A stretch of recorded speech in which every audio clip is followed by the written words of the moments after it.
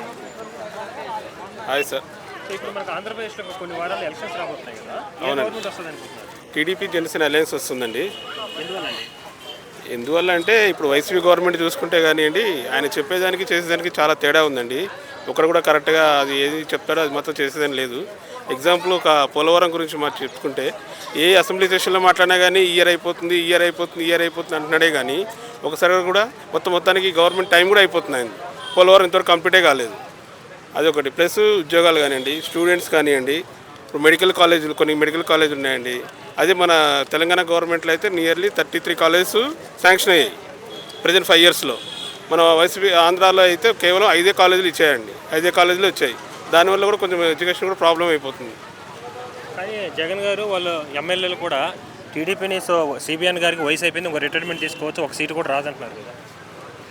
కానీ ఈయన ఉన్న వల్ల చేయడం వల్ల ఏంటండి, ఈయన కుర్రవాడే కానీ చేసి చెప్పింది ఒకటి చేస్తే ఒకటి ఉంది కదండి. కరెక్ట్గా చేయట్లేదు ఇప్పుడు 5 ఇయర్స్. అందుకనే కదా వైసీపీ గవర్నమెంట్కి పబ్లిక్ కూడా కొత్తవాడు చూడొద్దని ఇచ్చే ఛాన్స్. దానివల్ల ఏమైంది, ఏమి చేసింది అయితే ఏం లేదు. ఆయన ఊరికి ఈయన తిట్టడం ఈయన తిట్టడం తప్పించి చేసింది అయితే ఏం కనిపించట్లేదు. ఉద్యోగాలు కానివ్వండి, మామూలుగా కొత్త ఎంప్లాయ్మెంట్ కానివ్వండి, ఏమి ఇచ్చింది అయితే ఏం కనిపించట్లేదు. అలాగే ఇప్పుడు చంద్రబాబు నాయుడు పరిపాలన చూస్తారు, ఇప్పుడు జగన్ పరిపాలన చూస్తున్నారు కదా, ఇద్దరి మధ్య అసలు తేడా ఏంటంటే పరిపాలన? ఆయనకు అనుభవం ఉందండి. అనుభవం ఉంది కాబట్టి ఇప్పుడు హైదరాబాద్ చూసుకుంటే హైదరాబాద్ ఇప్పుడు మనం ఇట్లా ఉన్నామంటే దీనికి కారణం చంద్రబాబు నాయుడే కదండి.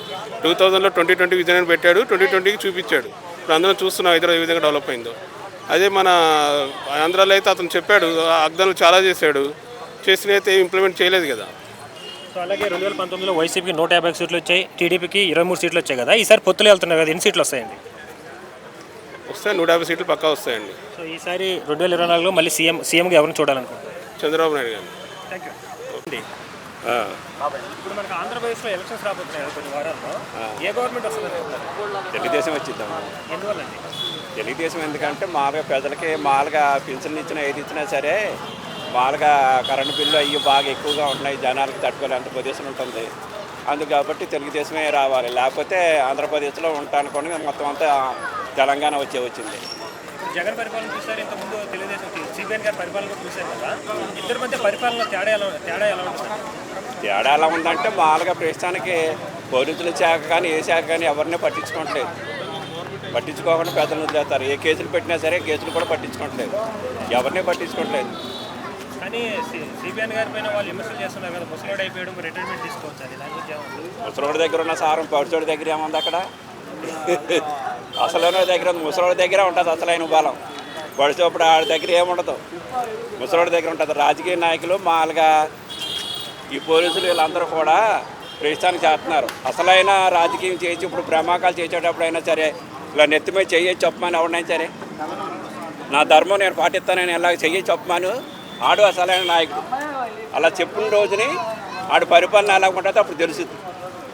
అలాగే సో వైసీపీకి 2019లో 150 సీట్లు ఇచ్చారు కదా, ఈసారి ఎన్ని సీట్లు రాబోతున్నాయి వైసీపీకి? ఎన్ని సీట్లు వస్తే మనం చెప్పలేము సీట్లు, కానీ తెలుగుదేశం వచ్చింది. అలాగే టీడీపీ జనసేన పొత్తులు వెళ్తున్నారు కదా, దాని గురించి ఏమనుకుంటారండి? ఏది వెళ్ళినా సరే తెలుగుదేశం వచ్చిద్దమ్మా, ఏదైనా ఏ పార్టీ అయినా సరే. అభివృద్ధి అంటే ఏంటి సార్? అభివృద్ధి అంటే ఏంటి? అభివృద్ధి పెన్షన్లు ఇవ్వటం కాదమ్మా. ఇప్పుడు ఎవడ బతుకాడు బతుకుతున్నాడు, పెన్షన్లు ఇస్తే సరిపోతుంది ఏంటి? అభివృద్ధి అంటే రోడ్లు బాగోవాలి. మనం ఎక్కడికి వెళ్ళినా సరే గబుక్కిని స్టేషన్లోకి వెళ్ళి కేసు పెట్టినాక మనకి న్యాయం జరగాలి. మనం గబుక్కిని ఎక్కడైనా తిరగడానికి కూడా అవకాశం ఉండాలి. స్టేషన్లో కేసులు పెట్టినా మనకి ఎక్కడ పెట్టినా సరే పట్టించుకోవట్లేదు. మన పిల్లలందరూ శుభ్రంగా ఉండాలి. ఇది ఇప్పుడు మామూలుగా అందరూ పోలీసులు కూడా ఒక రంగంగా ఉంటే న్యాయం జరగలేనప్పుడు ఇంకా అభివృద్ధి న్యాయం అన్నది అభివృద్ధిలో ఉంది. అయితే జగన్ గారి సంక్షేమ పథకాల వల్ల ప్రజలు సోమరిపోతులు అవుతున్నారంటారా? సంక్షేమ పథకాలు అందరూ ఇస్తున్నారు, ఇచ్చేది ఏముంది? గవర్నమెంట్ సొమ్మే కదా. ఎవరి సొమ్ము ఇప్పుడు ఓడిపోయిన పార్టీ వాళ్ళు ఇవ్వమని చెప్పి అది ప్రజాసేవకు వచ్చింది. గవర్నమెంట్ సొమ్ము ఇచ్చినప్పుడు అది ప్రజాసేవకు ఎందుకు వచ్చింది? అయితే 1 wordలో నెక్స్ట్ 2024లో ఎవరిని సీఎంగా చూడాలనుకుంటారు ఆంధ్రప్రదేశ్? ఆంధ్రప్రదేశ్ చంద్రబాబు నాయుడు చూడాలనుకుంటున్నారు జనాలు. చంద్రబాబు నాయుడు గారి